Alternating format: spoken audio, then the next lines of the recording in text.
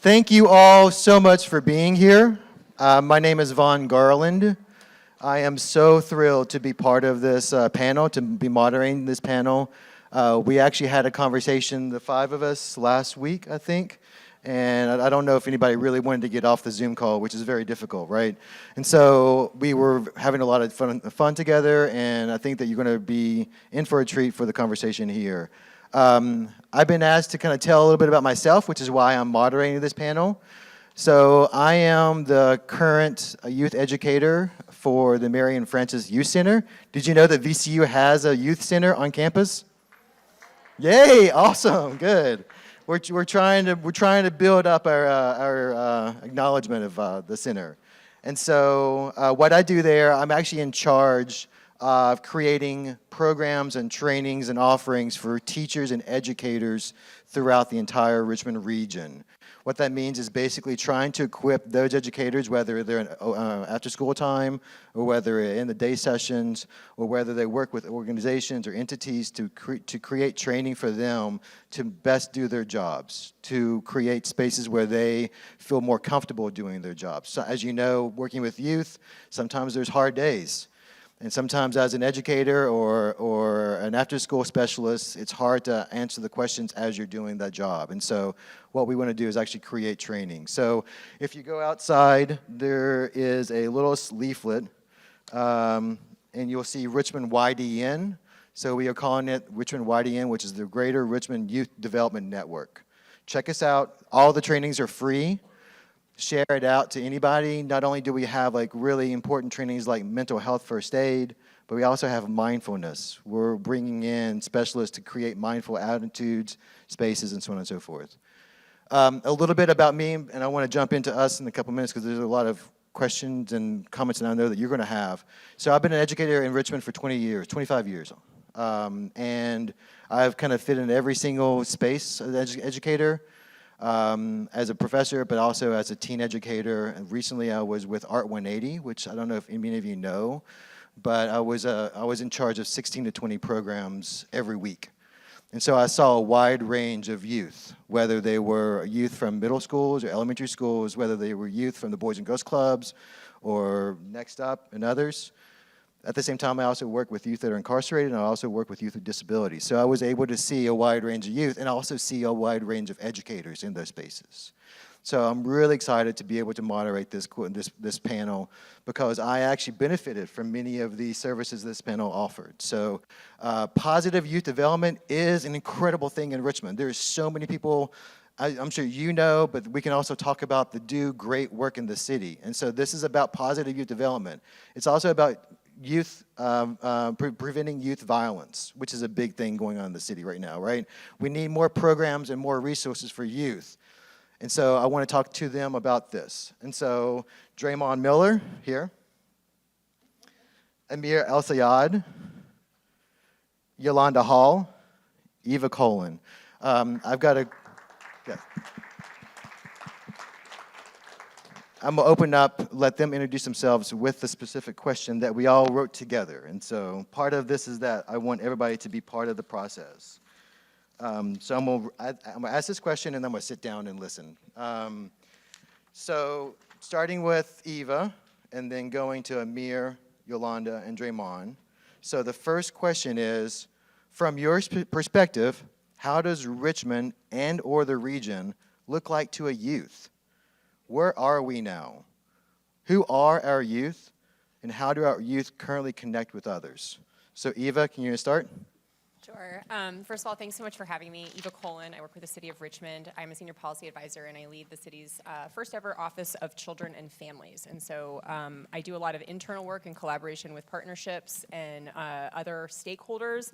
Working, I joke around that it's like from pregnancy to profession. So, you know, everything from like maternal health and how we're supporting our babies before they're born up through when folks are looking for post-secondary success and how we support older youth in that. And so my background is in education. I started as a high school teacher in Philadelphia. And my classroom was very similar to a lot of RPS classrooms. And that was an incredibly formative experience for me where I was grounded in this deep sense of what my kids would be able to accomplish if the barriers could be destroyed around them. And unfortunately, public school classrooms often become these kind of cesspools of where bad policies from every corner fester, right? So like a child who's affected by inequitable housing policy is also struck by inequitable transportation policy. So a kid, who has just been evicted, doesn't know how to get to school, and that's showing up as poor performance in a classroom. And then the way we've trained educators for years is to say, well, that's not on me. That child, we're gonna put them out because they're behaving badly. And so realizing there's just not, our institutions have not evolved to meet the needs of our kids, and they're not grounded in the high potential of our children and their families. And so that, for me, galvanized me to try to figure out how to solve this, which is not something that one person can do, but I will say that was now almost 20 years ago, and that's how I found my way into City Hall, which unfortunately takes me away from kids. I don't get to see kids every day, but I do get to spend a lot of time trying to problem solve and think through these systemic challenges and kind of ask the, what if it could be different question on a regular basis. So that is to say, I think our kids experience these dysfunctions in their lives. I think when we look at where we've built our public housing communities, whether or not they have access, even if they look physically proximate to resources on a map, how hard is it to access those? So again, when I think about the entire scope of my work, I've been spending a lot of time working around Gilpin Court recently and recognizing that it's the public housing community with, I think, the highest population of children, but there's not a single child care provider that serves infants between Belvedere and 3rd and Broad up to the train tracks. So how are we helping families who desperately need to seek stability if we don't even have an attention on the fact that there's nowhere to put babies for folks who need to work? And so that's part of this. Kids see this, they internalize it, they see whether they are valued, and that's really what has led to this partnership, I would say, is recognizing that starting in 2020, following Mayor Stoney's convening of a gun violence prevention and intervention working group that pulled from folks all over the community, and then compounded by state-funded youth gang and gun violence assessment. The General Assembly put money in the budget in 22 for us to do that. We kept hearing from young people that it actually goes to something that Mr. Stuckey said before. It's people show up with a plan, it's not our plan. People show up with a program, it's not our program. They're not serving us, they're doing something near our homes, but it's not something we want to do or that our families are looking for. So that's really pushed us to think more expansively and to address that need. And I think that that's piece of it. I'll stop there before we get more into the partnership, but I think the big picture is our young people have they're clear-hearted in their vision for themselves. They may not be able to translate that to what career they will have in 20 years simply due to lack of experience or knowledge, but they are highly capable. And when you talk to young people, you can hear that hope, and you can talk when you talk to parents, you hear the same. And so being able to build off of that is significant and kind of the ultimate goal of this partnership, I would say. Thank you. Amir, tell us who you are and how your youth see the city. Awesome. Well, good morning, everyone. My name is Amir El Sayed. I'm the Director of Strategic Partnerships and Initiatives with Next Up RVA. Just to tell you a little bit about Next Up RVA and my experience with working with youth. I've worked with youth now for 9 years, worked with Next Up RVA for 5 years. But what Next Up RVA is, it was kind of derived out of research as to what schools are doing and what students are doing when they're not in school. So after school, during the summer, what are students involved in? And what Next Up RVA did in 2013 was that's when it was created. It was created based off of research that was done in order to meet these inequities, programming to students after school that were in middle school and in high school. So what Next Up RVA does and how we do this is through a program, an out-of-school time network of program providers. So we have over 113 program providers, 2 of them which are sitting next to me, and a lot of them, if you're a program provider, I see a lot of them in the audience. Just put your hand up. Yeah, let's give a round of applause for everybody that's providing programs. And I see a lot of them that are in the room right now, and they're in the community. Those are our boots on the ground as far as providing programs. What we do is, in partnership with the city, in partnership with our program providers, is we vet these programs in order to find out what students want, what they need, And this is due to what students are telling us, and we always say they vote with their feet. If students, their interests are kind of what drive this. So we operate in two different forms. One is through our core model, which takes the shape of a little bit of an after-school program, where our program providers come into a middle school space at 5 of our core middle schools in the city of Richmond. And the other is through the PYD, Positive Youth Development Grant, which we help fund and vet through the city program providers and ensure that they are of high quality. So there's two different avenues. We serve youth ages 12 through 19. They're Richmond City residents through our programs. And this is kind of what we are. And this is just based off of what our students need. I think we're kind of in a time to kind of piggyback off of what Eva was saying, that our students are facing a lot. And I think a lot of it is mental challenges, just as far as when speaking with our students, they ask for a lot of safe space to speak with programs, speak with adults that they trust. As one of those kind of big things. And then also, they want to explore their interests. So if a student likes cooking and they want to do cooking when they're not in school, they should have that opportunity to do that. If they want to play soccer and they're not in a soccer program, or they didn't have the physical abilities to make the team, they should still be able to do that in an out-of-school time space, because that's where research shows that they're really growing, and that's kind of where a lot of the drop-off is for students in our communities during that summer period, where they could lose 3 months of math and in English in those key spaces, and if they're not presented with opportunities. So that's kind of where our students are. Thank you. Alonda?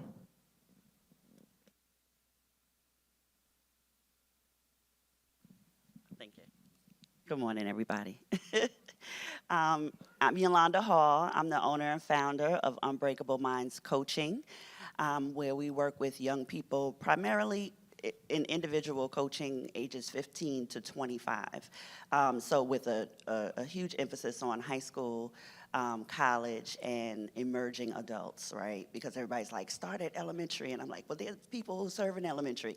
We have these young people who are 5 minutes away from being adults and going out into the community, and so they need support as well.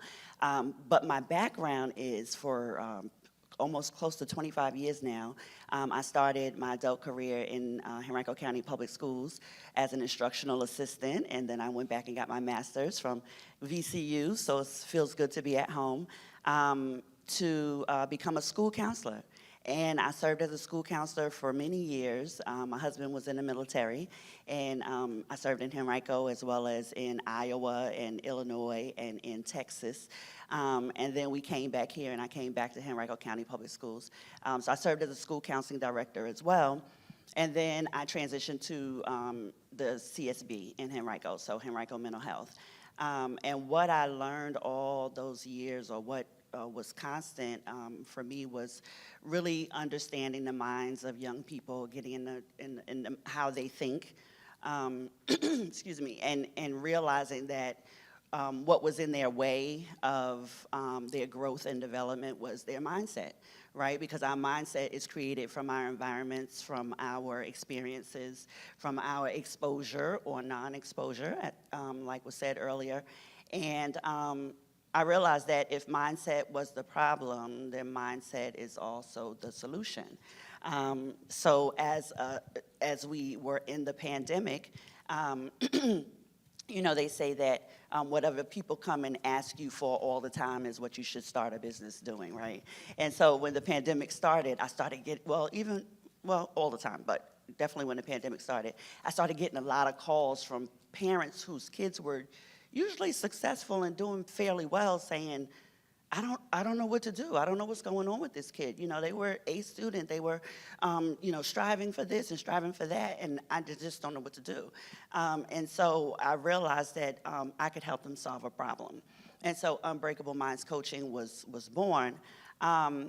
But through that, my intention was just to do individual coaching, right? Because I'm like, you know, there's a stigma on therapy, there's a stigma on counseling and mental health, and if I could ease them in, not trying to be anybody's therapist or counselor, but if I could ease them in through coaching, then I could help them understand their full potential and know that everything they need, they already have. right? It's within them. And the skills, even if they have been survival skills that they have learned just trying to get by and make it through a day, that those skills can be turned into their power, right? To get what it is that they need and want. And so, so our mission at Unbreakable Minds is to help and assist young people to shift their mindset just enough to meet the best versions of themselves and live their best life with purpose, on purpose. And you know, if you ask me, you know, how young people look or where they are, I see them, in addition to what everybody has said, in two categories. A category of young people who feel safe, and so they show up and they're involved and they're in sports and they're in leadership opportunities, and then those who feel threatened, right? And so you know, there's going to be a stress response. If I feel a threat, you know, my brain is going to release some chemicals to let me know that I need to fight, flight, freeze, fawn, flock, all those are good Fs, the stress response, right? I'm also an ACEs trainer, and so I believe that the trauma that the families, and particularly the parents, that they have experienced is a generational thing. It's just getting passed down and passed down and passed down. And so whenever there, you know, I feel like there's a threat coming at me, that's when there's a potential for violence. And so I am just trying to create safe and brave spaces for young people to show up and recognize their potential, and then to be a bridge builder and to fill the gaps so that whatever it is that they don't have, that we can help them find that. So I'll stop there. Draymond, tell us about you. Okay. Good morning. My name is Draymond Miller. I am a former police officer, former correctional officer, and now I currently teach criminal justice for all the high schools in Richmond Public Schools, as well as an adjunct at J. Sargent Reynolds Community College. I also run and own Street Smart Silver Safety LLC, where I work with some of these great people and some of the people in the room as well. Also some of my partners. So all of that is great, but most importantly, I am a graduate of Richmond Public Schools. I was raised in different low-income family housing, to include Blackwell, Creighton Court, Essex Village. I've lived in a hotel while being in high school and still graduated top of my class, and come around to then use some of those same experiences and use that to help the younger people out now. And sometimes not even only the younger people, but some older adults who are still in that mindset of what we would call a child's mindset. Because your age doesn't determine what experiences you've had or where you think that you should be in your life. So you can be 50 and still no less than a child that's 18. So anybody that I bring in to work with the students that I work with, I make sure that they have the understanding that you coming in are going to learn something from these youth the same way they're going to learn something from you. And if you are not open to learning and growing with them, then you can't be a part of my vision and my goal of where we are going, because we all are learning, we all are healing from something, no matter which way it looks like. So I have a few initiatives for my business where we focus on boys mentoring on the weekends now, and then in the summer we have a boys mentoring group with the Boys and Girls Club of Metro Richmond and Peter Paul, who are some of our biggest partners, and at VCU PD as well. We brought them in and they have been a great support to us as well. We also use criminal justice and forensics, because we've all have seen, who in here have seen some kind of law enforcement criminal show on TV? All right, so we watch TV and we all think that we can go and solve a crime in 48 hours and, you know, we're gonna have it solved. So we use those principles, criminal justice and forensics, and we take them into the middle schools and we talk about fingerprinting and what makes you unique. Are we talking about what impression would you like to leave on life? And then we have the students actually create foot impressions as if they were forensic scientists. So using those things that would capture their attention, but also adding in some learning aspect where they can grow and they can actually learn about themselves. So a lot of them don't talk about themselves, they don't feel comfortable about themselves, or they don't feel like presenting in front of people because they don't feel like they have anything to show from themselves. So just bringing them out of that space of I don't want to say anything because everybody's looking at me, to a place where I am great. I have some things in me that I could show that's different from everybody in here. I have a skill set that sets me apart, and I'm bringing that out of them. So yeah, I think that's a good start. Well, thank you all. I have about 4 or 5 questions, but I also want to leave some time for you to ask some questions. I want to start with Eva. You mentioned the Positive Youth Development Fund. Can you tell us more about that? Sure thing. Thank you so much, Vaughn. So this goes back, I started talking a little bit about this before. I mean, first and foremost, like, again, starting with thinking about my kids as a teacher and then trying to figure out how we're solving these kind of big, hairy problems that we see that seem kind of intractable and, like, bigger than us. And as I often remind folks, like, somebody made decisions to get us here, so we can make decisions to get us away from here. And a lot of those decisions were made with a lot of hate in their heart. So, like, how do we make decisions with love and be just as bold as hate? And that's, like, that is a whole, like, framework through which this work kind of has emerged. Because one thing that just kept coming up, both through the Gun Violence Prevention Intervention Working Group, through the Gang and Gun Violence Assessment, was this piece around, like, we actually know enough about ourselves to know what we want in youth programming. Like, please help us give us the opportunity to inform this. And it created this tension internally in the city because the city can't make grants to an LLC. So we know, I mean, like, I actually was unaware of of Yolanda and Draymond's work prior to the establishment of the Positive Development Fund, but, like, have worked in communities long enough to know that there's people out there who are doing the work if we define broad parameters, identify the funding for it, and then work with a partner who can actually get the money into the hands of the people who need it rather than being restricted and stuck within the confines of city code, which would say the city of Richmond can only make a grant to a charitable organization that has an audit and a 990 and a board of directors and all of these things, which, like, excludes the majority of youth programming providers who are from our communities and share backgrounds with our kids and who have the capacity to make that tremendous additional impact because of that shared experience. And so we went back and forth internally and finally said, okay, you know, and then what came up again during the American Rescue Plan Act, when the city was granted a bunch of money from the federal government to recover from COVID, as we did community engagement on that, families again were saying, like, we want more programming, we want more, you know, youth programming. And so I spent some time doing the research. Like, my job is to be a professional nerd. And ultimately, this Venn diagram around, like, youth programming and gun violence prevention is a circle. Like, it's not, they're the same thing. We know now the CDC has a set of risk and protective factors for youth violence specifically that's actually been informed by Richmond. For the past 16 years, the Clark Hill Institute has received funding from the CDC to do research in our public housing communities to identify what factors at the individual, family, community, and school level protect kids from either becoming victims of or perpetrators of youth violence, and likewise, what are the the protective factors against those, protective and risk factors. And so looking at that, it's things like, you know, the terminology is very specific and wonky, but it's like, you know, pro-social activities. Well, it means, like, doing positive things in positive spaces with positive people. You know, like pro-social relationships with caring adults outside of the family. Mentorship, right? Like, that's what that is. And so, like, looking through these and identifying, I mean, we can't control everything. Like, they also found that our protective factor was, like, strong religious belief. Like, that's not a thing we're gonna get into, right? Like, that's not something the city can fund. But there are a number of things that we could facilitate. And so that pushed us to say, okay, at every point people are talking about youth programming, we also can draw a straight line to the gun violence prevention component of the American Rescue Plan. How do we convert this funding source to programming and use that as a way to test the hypothesis that this type of work should be publicly funded in perpetuity? And so that's where I called Next Step and was like, hey, so I know that you guys offer you, like, run middle school programs. Like, what if I asked you to do programs not in schools? Like, completely shift your focus. Because the other thing we were hearing from kids was they feel safer in their communities than they do in their schools right now.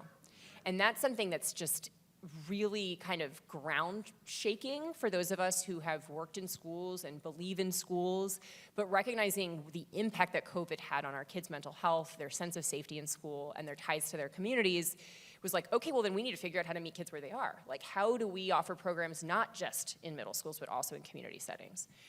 So all it is to say, in January 2022, we introduced a paper to City Council to establish the Positive Youth Development Fund at Next Step with $1 million city dollars that were granted by ARPA. That allowed us to execute the first year, which was summer programming and then school year programming. Next Up owns the process of the request for proposals, like basically the solicitation, the grant making, the quality monitoring, quality management.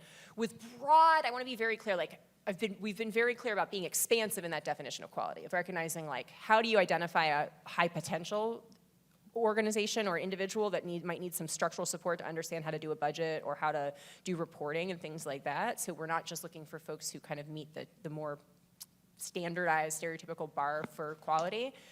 And so we made that grant. The success was really massive, just to hear what we're hearing from communities and families, even those who don't know that this is where the funding source is. And that's like the ideal, is to like be in the background and have nobody know where it came from, so that this work can be happening. And to the point where last year and this past spring, the city now has $1 million in its annual budget to refill this fund every year. And then this past fall, I mean, like last month, we got our first private sector grant from the Richmond Memorial Health Foundation. So we're really excited about this to become a larger project and hopefully scale. But being able to like offer city facilities like parks and recreation buildings, community facilities that are otherwise unprogrammed, to be able to bring program partners in and fund them to do this work is absolutely it's just awesome to hear this. And when Chairman, you're like LLC, I was like, yes, this is exactly it. Because like I could never have given you money otherwise, or I would have gotten in a lot of trouble.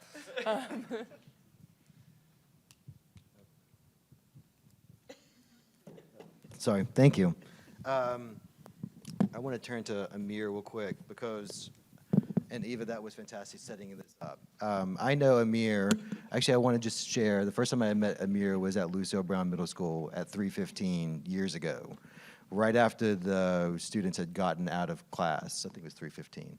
And I walked in, and this person right here was in front of 100 youth right out of the class, and was chanting and screaming and getting the youth involved.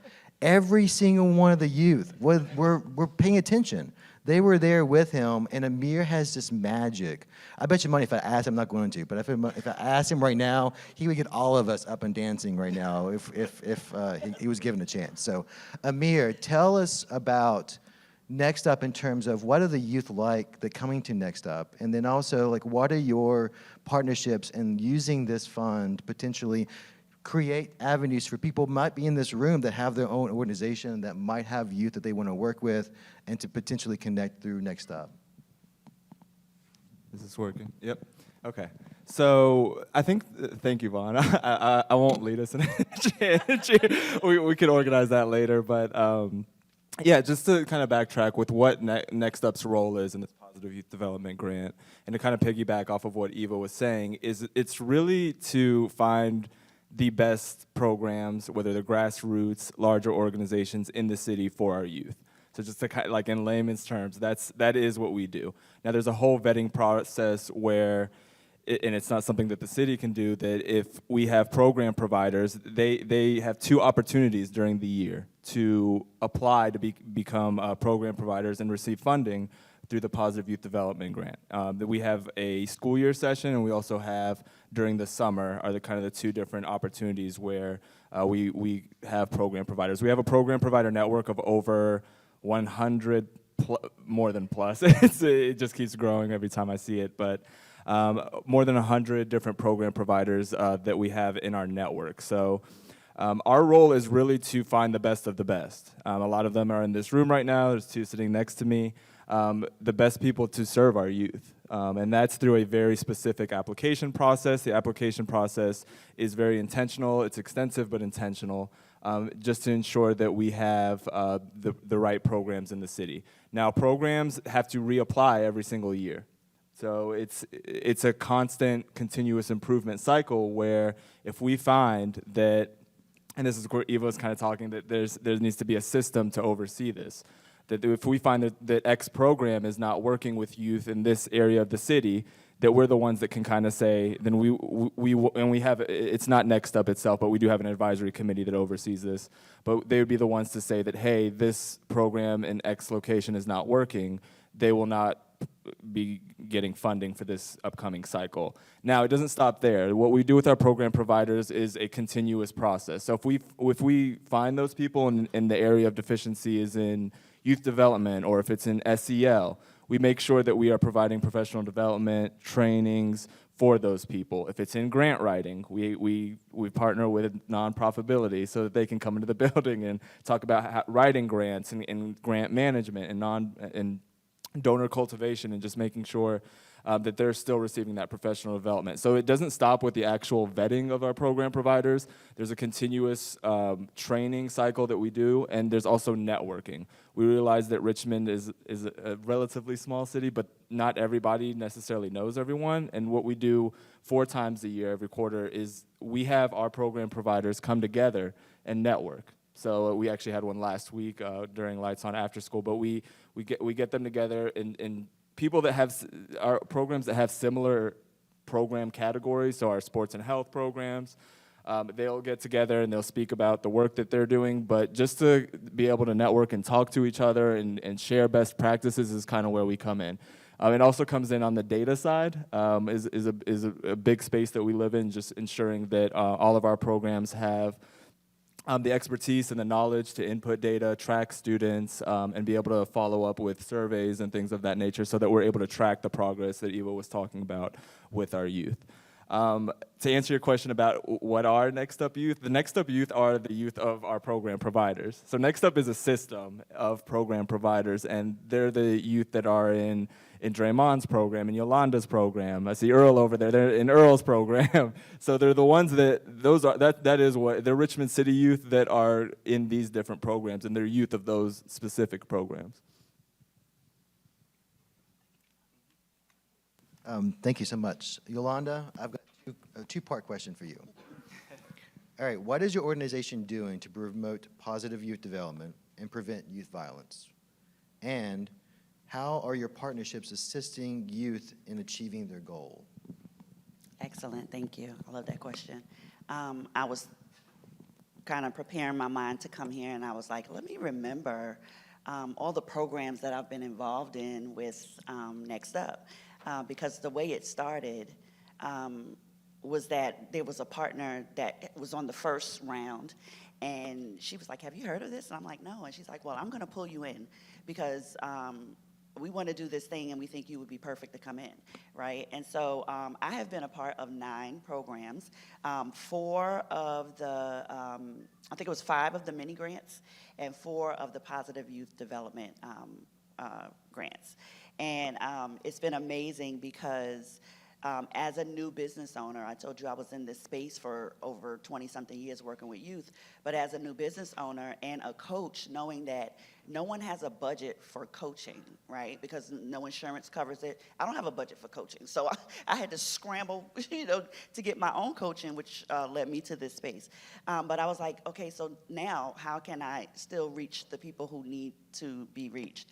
And so getting introduced to Next Up really was an amazing opportunity because it allowed me to have funding where I didn't have to ask my families and my youth for money to pay to come, to get these services. So just to name a few things that I have done, that introductory event, shout out to Tammy Mobley. She's not here, but I know she is have great history with Next Up. And she works with a police officer, Kim, and they have a survivors, I'll mess it up, the survivors support group for people who are survivors of gun violence, like they have a relative who was affected by gun violence. And so they asked me to come in and do vision boards. And so I did a Healing for My Soul vision board. And just like somebody, I think Draymond said, the work that we do is so mutually beneficial, right? Because every time I go in there, I get some more healing for myself. I get whatever it is that we teach is what we most need to learn. And so every time I share something, I teach something, I present a program, I get fed by it and I'm able to fill my cup too. And that's like a dream, to be able to provide work that fills your cup to allow you to keep coming back, right? So we did that. And then Mother-Daughter Circle. So there's a curriculum out, One Circle Foundation, and they had a curriculum for a Mother-Daughter Circle. And I said, what a great way to enter into this Next Up community, not just providing for youth, but incorporating parents incorporating families, because we talked about that generational trauma that's getting passed down, right? And what is not transformed gets transferred, right? And so as parents are doing their best, right, doing their very best to raise and support their kids, they're struggling. They have unaddressed trauma, and they get triggered. And our kids do more of what we see than what we tell them, right? So whatever you're modeling is what they're picking up. So the mother-daughter circle was just such a powerful experience. Just having them come in and being able to meet as a group in a circle, because I believe there's so much power in circles, right?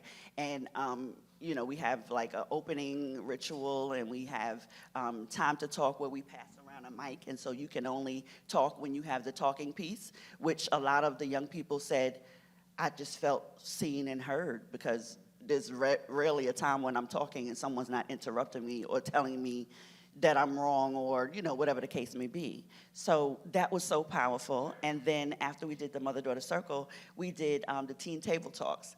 And this is when I met Draymond, because I had invited him to come talk because I heard he was so awesome. And it was his birthday. He was going out of town, and he couldn't do it. And after, trying to partner with all these different people, we ended up at his school.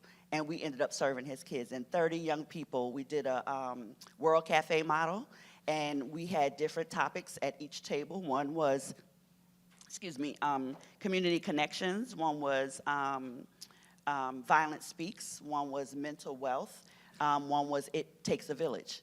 And we broke them up into groups, and we just put the topic on the table and just let them talk. And so insert youth voice, because I think that that's so important, that we are allowing them to just throw the topic on the table. A lot of times we do more talking, and they drift off and they leave, and they only remember 2% of what you said.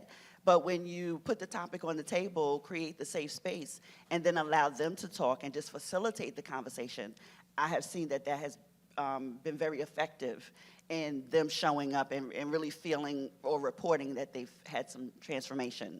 And so we've done that, and then we went to Parenting on Purpose, and each event came out of the last event, right? So as we are hearing the feedback from the kids or from the parents, we're like, okay, what else do you need? All right, we're gonna do it. So Parenting on Purpose, oh my gosh, we got a call from George Wythe High School, and they said, we have a summer program and we have a parenting piece. Can you come in and do these workshops? And so we came in and we started doing interactive workshops with their parents, and just again, throwing the topic out, doing a little bit of teaching, but then allowing them to get up and creating that safe space and allowing them to get up and speak. One other thing I'll say is that we always create community agreements when we're in space with folks. We say, what do you need to feel safe in this space? What do you need to participate, to show up 100% and to actually get something out of this? And they say what they need, whether it's the kids or the adults. They tell us what they need, and we create that so that they can get the most out of the experience. And our last program that we're currently doing is the Crown Movement. And that's where my husband, King Curtis, some of y'all know him, he's also a provider. He and I both are coaches. He coaches the young men, I coach the young ladies. And the Crown Movement is just, an opportunity to remind our young people that they are descendants of kings and queens. They are descendants of royalty. And like I said earlier, everything that they need, they already have. And so we help pull that out of them so that they can show up and, that you want to be, Aretha Franklin said, you want to be treated like a queen, you better wear the crown. And so, we remind them that you are always wearing that crown. It might tilt to the side or slide to the front, but you're always wearing it. And so show up, using these skills that we're teaching you. And so, we have a program coming up called Unbreakable Teens Talk Safety, again, using that World Cafe model. So, the partnership has been amazing. And I'll say one thing about that is that I personally was very intimidated by the grant writing process. I was like, hearing such horror stories about writing grants, and they have made it really, really simple. So, if you hear about when these grants come out, apply. And if you call them, they will walk you through it. They will tell you what you need. And so we've gotten the grant that we've asked for every single time, because we're not afraid to pick up the phone and schedule that 15-minute conversation to say, hey, am I doing this right? What do I need to say? What do I need to do? And really, they're very, very supportive in the process. And so I'm just very grateful for that. And then all the partners that I have met along the way.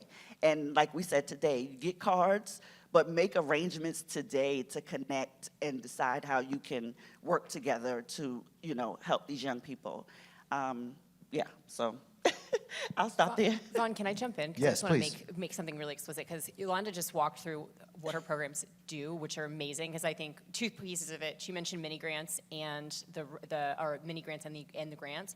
There's two components of the Positive Development Fund, because we recognize, A, that kids and young people and parents want programs. Folks also just want fun things that are nice to do in their neighborhoods. That are like positive, and so there's a set of the grants that are set aside for these kind of one-time activities or one-time events. And so just to clarify that we wanted to make sure both things were possible. These like mini grants to be able to do community-based events, activities, even just like a cookout, like whatever it is, like folks deserve to have positive experiences in their neighborhoods, right? Like regardless of where their neighborhood is located.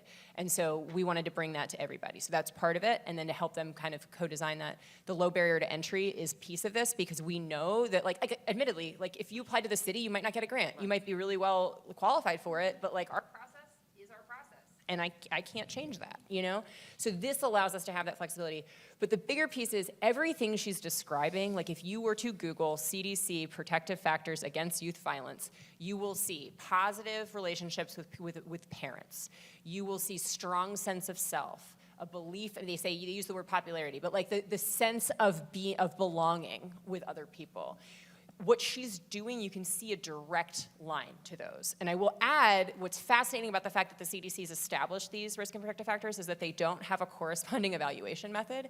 So next up is working with me and actually Searle at VCU. We're working on a big evaluation system to actually figure out how we are assessing this on an ongoing basis. And so that will roll out eventually to our positive development grantees. But ultimately, we're saying, okay, if we know that we want every young person to have the ability to develop realistic long-term plans, which is something that people who are living in acute trauma struggle to do, and a lot of experience to exposure to acute trauma kind of prevents the brain from being able to do that. So if we want them to do that, what are the interim steps? What does it look like when somebody's emerging with that ability? What is when they're good at that? What is it like being really exceptional at it? And so we're trying to figure out what the surveys should look like what the conversations should look like. How do we assess progress? So I just want to name that, like, sometimes if you're sitting on the outside, you're like, well, that just sounds like those sound like nice things, but like, how does that stop gun violence? What we know is that the sets of skills that are being developed through this scope of work creates a young person who is less likely to pick up a firearm and use it to harm somebody else or to play with it, and less likely to be in situations where they might be at risk of being a victim of gun violence. And so that, I just want to make that super explicit too, because it's not just good stuff, it is gun violence prevention. Yes, I'm glad you said that. And I just want to add that if you notice, all of the programs that we've applied for, I called Next Up and I said, we need to work with parents. Like, you want us to work with, you're saying young people, but please allow space for us to work with parents and empower them and encourage them. And, a lot of times we spend a lot of time trying to promote our programs on social media, and we're sending emails, but I make phone calls.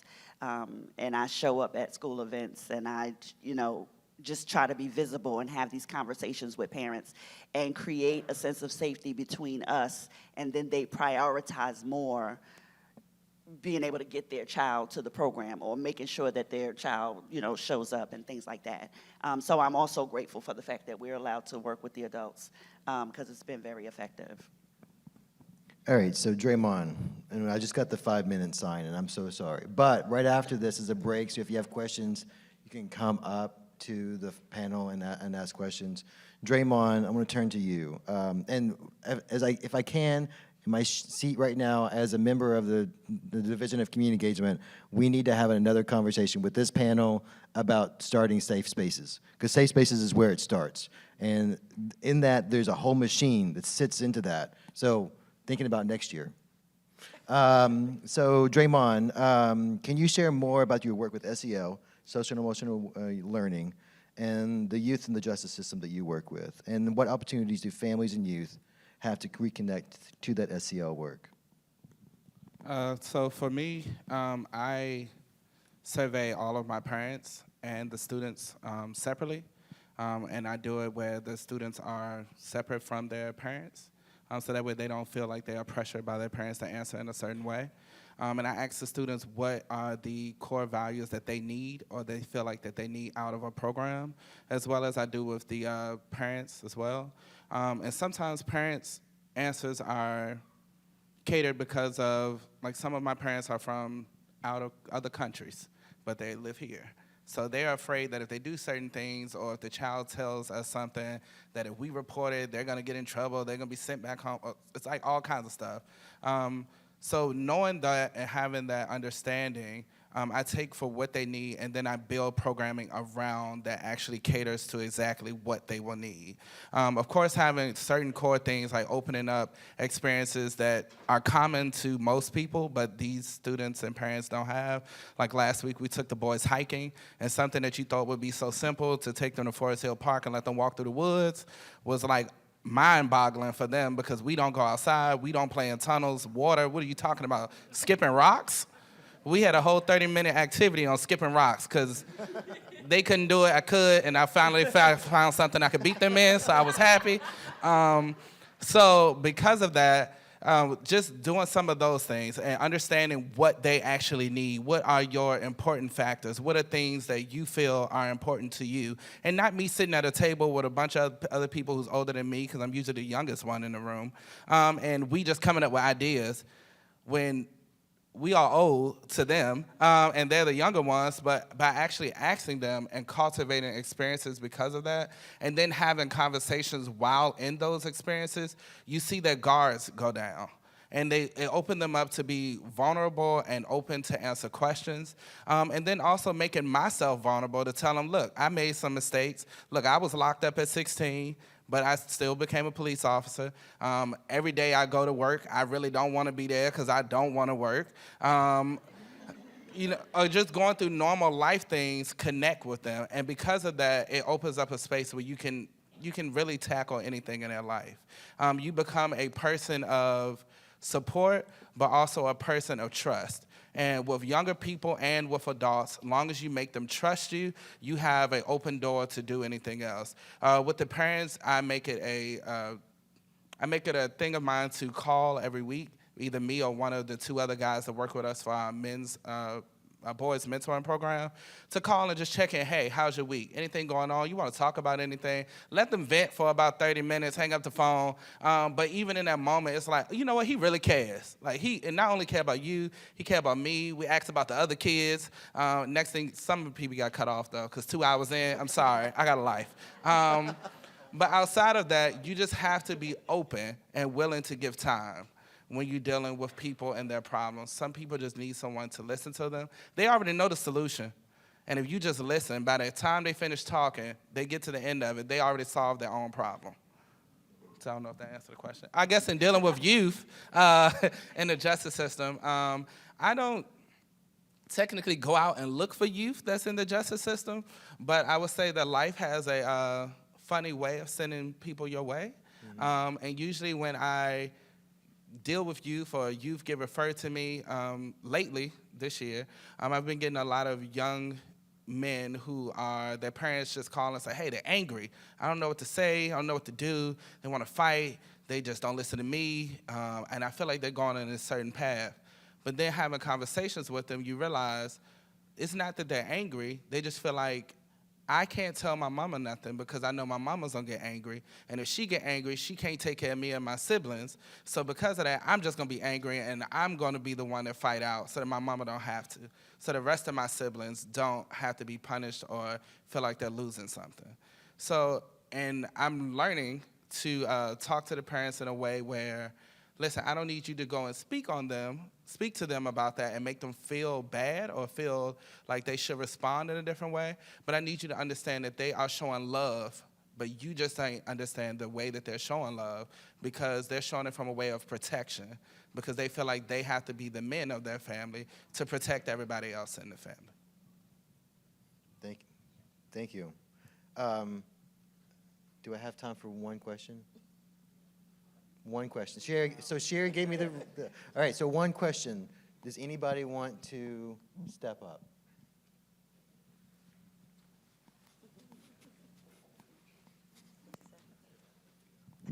Good afternoon, everybody. My name is Raphael Johnson. I'm a youth career advisor for the Mayor's Youth Academy as an extension of the Office of Community Wealth. Like Ms. Erica said earlier, we do run a program called Youth Council where we've selected a number of youth in the community ranging from all different types of backgrounds and just kind of have those conversations about civic engagement, leadership qualities, durable skills, things like that. Our main topic is for these next couple of sessions is going to be circled around gun violence. So I appreciate you all being up here and speaking on those topics, and I would love to make sure we connect when we get the chance. My question for the panel is, what is one thing that you like about what you're doing now, and if anything, what is one thing that you would change about what you do? Thank you so much. Anybody want to take that? I can get us started. So one thing that I like right now is just the overall growth of our network of providers in the city. I think that it started Next Up started with 2 program providers back in 2014, and being 100 plus program providers now is excellent. I think what I'm encouraged by at the moment is the expertise that's being built within Next Up, the Next Up program provider network. The expertise doesn't just come from myself. It doesn't come from, Next Up is a very small team, but anybody else on our team, it's gonna eventually come from people like Yolanda, Draymond, and giving them opportunities to get trained. And so one thing that we're doing is we sent several of our program providers as well as OST partners to Michigan last week to get SEL trained by the Weikart Center. And they're actually going to be the SEL experts in the city, providing training to other network providers, providing training to OST organizations, to any youth development professional. Everybody that's working with youth should be a youth development professional, but the expertise is within the network, and we see it. Draymond was talking, and I know the question was around SEL, but you see SEL happening within these programs already, and they happen naturally. It's just giving a platform, a very specific training opportunity, and Next Up as a system, that's kind of where we come in to kind of make those dots connect. So that's one thing that I'm very excited for. One thing that if I were to or an opportunity is making sure that we have more programs in specific areas of the city, mainly Gilpin Court. I think we're doing research. I think that is a very specific area where we need more high quality out of school time programming. So I know that there's been a focus there as well as in Hillside and reaching some of our Latino population, just making sure that there's enough programs in very distinct parts of the city. I could come behind that with, and starting with what I would change. In my day job, I am a prevention coordinator, and for 4 of the 5 years I've been there, I served as a community-based program coordinator in a housing community or apartment complex. And so, piggybacking off of what Amir said, I would love to be in the neighborhood. I would love to remove barriers of transportation, and my mom is not home and I have to watch my brothers and sisters and I have to do all these things. I would love to see programs in the community where they serve different ages and we're just a walk away. And so once they get off the bus or walk from school, they could come straight to a space that's in their neighborhood. Like every apartment complex should have a community center in it, or some building that's close in walking distance that's attached where we could hold the programs. I know when I first started, the challenge was trying to find a space that wouldn't charge, right? Because we didn't know to put that in the grant to pay for the space, right? We just thought people were donating spaces, but to be able to have that would be awesome because it removes that barrier, and the kids love it. So whether the parents once they sign them up, whether they want to participate or not, or whatever the case may be, the child is getting the services, and we can work to get to the parents from there. As far as what I love the young people. They're brutally honest. If you give them space and opportunity, they will tell you what they think. And so I just love that, and I love creating that space for them where they feel like they can show up. You know, and they say to me a lot, I can't talk to my mom, like somebody said, you know, my mom and dad, they just like to hear themselves speak.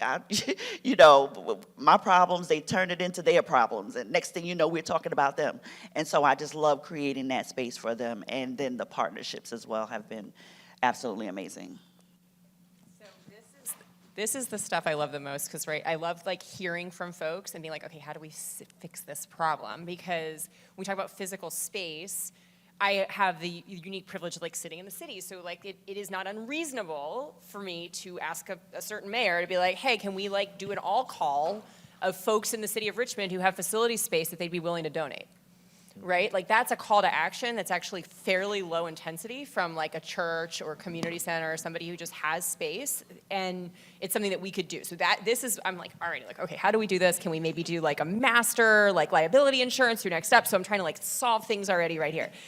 I would say the hardest part, the thing that they hate, it's the fact that local government, particularly in Virginia, just has so little power to change the context within which we're working. And I mean that in a lot of different ways. Like we have like 5 things that we're allowed to tax. Like in Virginia, the city cannot tax a corporate property differently from a residential property. We can't tax a high income property differently than a low income property.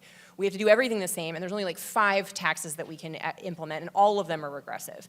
And so, you know, we're in this difficult space where we know how many needs there are. We're very lucky in Richmond that our elected leaders and frankly, our most senior administrators believe deeply in public funding for things that haven't historically been publicly funded. Like this scope of work has been the work of philanthropy or fees for years. But, you know, we're using local dollars for this. This should be state and federally funded, right? Like this changes our economy. And then I would say just in the gun violence thread, that's where firearms come in. Like there's nothing we can do at the local level to change that. You can take all of the stressors of poverty, all the trauma in the world, put it in a pile, you put a firearm on top of it, a completely different set of outcomes happens than if that firearm is not available. And we cannot change that at the local level. We like made it, you know, illegal to bring guns into public parks. Like, so my kids walk by parks, and my kids are 5 and 3, and they're like, "Mommy, this means no guns." And I'm like, "Yeah, I mean, to the extent like that we can regulate that." Like, you know, so we have these challenges, these massive, massive challenges that just are not solvable by this level of government, and then coupled by public awareness that tends to pay attention to the closest level of government makes things really tough. So we have a lot of members of the public who assume, for good reason, that the local government should be solving some of these problems that are quite frankly like outside of our control, and we're caught, you know, cleaning up the mess.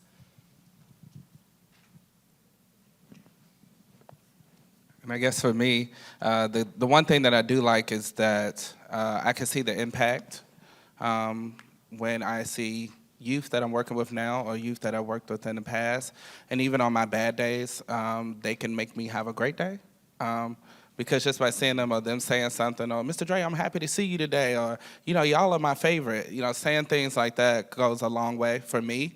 And because I do a lot of things, and Amir likes to call me for a lot of things, stressing me out, I do have moments where I'm overwhelmed. And so just hearing that is a great thing. If I could change something, I guess me and Yolanda, we must have been thinking the same thing. Because for me, I would like to be able to service different parts of the city at the same time. But also, I can't do that if I don't have, well, I'm not going to say I can't because I think everything is possible. But I will be able to do that easier if I had buy-in from not having to search for places to host different programs, but actually having access to them. Because I believe that we can get the kids in. We can get them there. But the problem is, where are we carrying them to that is safe, that is, and I believe in taking them out of their environment for at least a little while, to get them to see something else. Kids that's on South Side have never seen North Side. North Side never seen the East End. East End never seen the West End. And if you speak to some of these students, they believe that those different areas is like a whole different state. And they don't believe the people over there are different from me. They're not the same way. And they have this mental battle going on between them, saying that we are not all one, when honestly, we all look the same. So, yeah, that would be my things. And so we need the transportation to get from the east end to the west end and the west end to the north side and the north side to the It comes back down to transportation. Well, thank you all. If we could add that, yeah. Draymond, Amir, Yolanda, Eva, thank you. Can we give an applause? I know many of you would probably need to be up here as well talking about this. I know that many of you have the same knowledge. So we want to welcome you to the conversation, welcome you to the partnership from the Division of Community Engagement, which where I sit and where many of us in this room connect. We want to open up the doorway so that you have a friend and that you are here working with us and that we all do this together. It's all about, to get through these things, we need each other. And so I'm excited to be here in this space. I'm excited to be here with you. These are superheroes for youth programs, so thank you all